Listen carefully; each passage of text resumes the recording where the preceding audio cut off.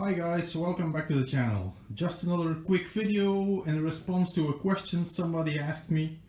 I got the question, how did I build the subframe and if I did have any plans of them.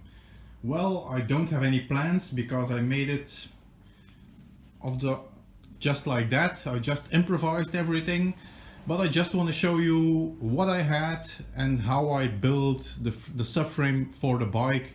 So if you want to convert your own CBR600, you have an idea and you see it takes a lot of work, but it's actually not that difficult. So first of all, what did I have when I started the project? That was a frame that was already cut. So as you can see, I'm going to try to show you.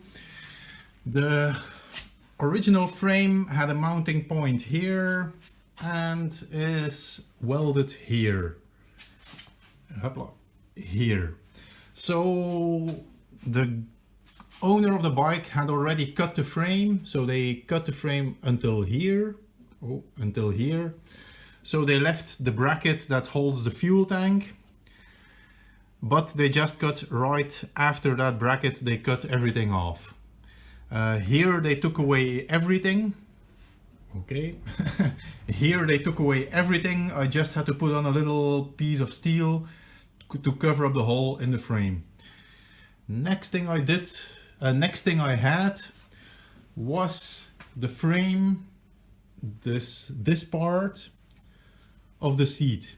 So the 4 tubes were welded together and the 2 flat sections with the holes in them were also included. They fitted the seat, as you can see. So I suppose the owner first bought the seat and then made the square section with the 2 flat pieces to fit the seat. So next problem was, how do you position the frame? How do you make it fit? Well, actually, I'm gonna show you some pictures after the video, but I used this type of material. This is pipe insulation. Maybe you know it, maybe you don't, but actually it's just something you can cut with a knife, so it's easy to work with. And I just cut a piece off and installed it here, so I knew where the front end of the frame would go. Taped it up, just regular duct tape, taped it up so it would stay in place, and cut off another piece, and I had put in the axle. The wheel wasn't in the bike, but the rear axle was in the swing arm, so I cut off a piece that was long enough to support the subframe here, just taped it up once again, and then I started measuring up and looking just visually if it was straight, if it was in the right, if the height was okay, if the height was okay, if the angle of the seat was okay. Once I was satisfied, once I was satisfied that this was okay, I've used a picture of a bike he had that we use as an example to mock up the subframe, and then I used electronic piping for electrical wires, this type of thing, to mock up a subframe.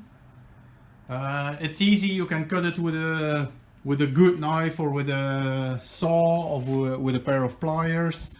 And I just made all the pieces of tube I needed to make it look visually attractive, and never forgetting that in everything you make, a triangle is the strongest shape you can imagine. So I've triangulated this here, so this piece can't move anymore. This is a strong piece, so I can use this to build further on.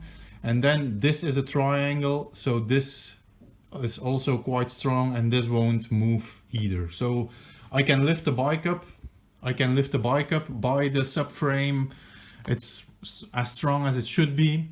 The welds aren't perfect. I know I'm not the best welder in the world, but they're good enough to do the job. Anyway, the bike should normally get resprayed, and then we'll make sure we cover up the blemishes of the not so perfect welding. But that's actually how I did it. Once I had the subframe with the plastic tubing in place and everything was taped up, I just took the steel pipe and started cutting the lengths I needed. I removed one plastic bit, put a metal piece in between, spot welded them.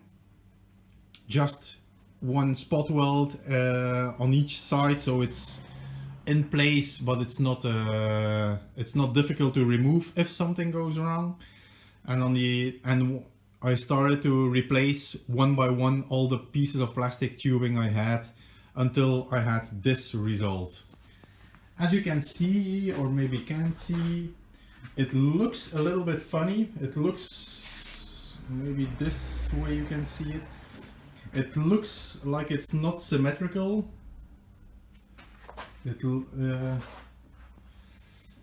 Maybe this way. Well, it's really hard to show, but if you look at it, it doesn't look perfectly symmetrical. But if you put the seat unit on it, I have to remember to. If I put the seat unit on it and look from behind it, it's perfectly straight. The middle line of the seat is over the middle line of the tire. And the height of the seat actually matches the height of the fuel filler cap. I'll just put on the filler cap. I put on the seat so you can see how it looks. Okay, so I've mounted the seat just temporarily, just to show you what it looks like when it's mounted. As you can see, the height of the fuel filler is quite I actually used this line of the fuel tank, and I made it go straight. So normally it gives visually a nice impression. I'll maybe show you quickly what I mean. So if you I just put the piece of plastic tubing, and you can see well, it's not completely straight, of course, but well, wait, I'll just try something else. Okay, I have a piece of steel here that's straight. So this is what I did, and as you can see, the lines are virtually perfect. If you look here, it's quite good, and it's visually aesthetic pleasing. That I thought was a main point of getting the seat unit in the right place. And this is difficult because my carriage is too small, but if you look here, you can see the seat unit is dead center on the bike, and if you look like this, it's nicely in the center. So I think that's the most important thing for this bike, that everything is straight, looks straight, and looks like it has a nice flowing line to it. Whoops, that should be better.